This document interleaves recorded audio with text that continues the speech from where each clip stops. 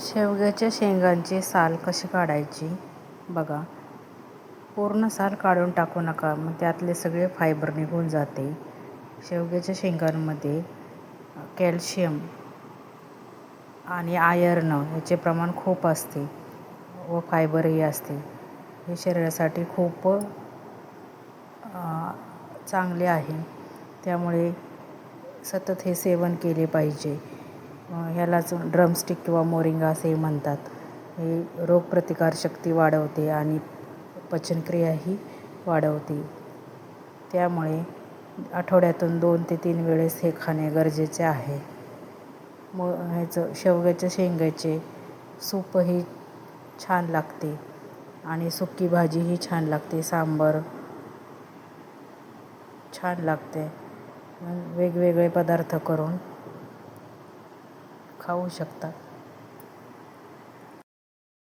शेवग्याच्या शेंगाची पूर्ण साल काढायची नाही, थोडी ठेवायची. त्यामुळे त्यात सगळे जीवनसत्वे मिळतात आणि भाजी टेस्टी लागते.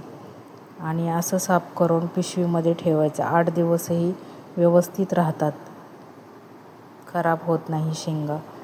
पाण्यात भिजवून ठेवून नंतर पुसून पिशवीमध्ये ठेवा.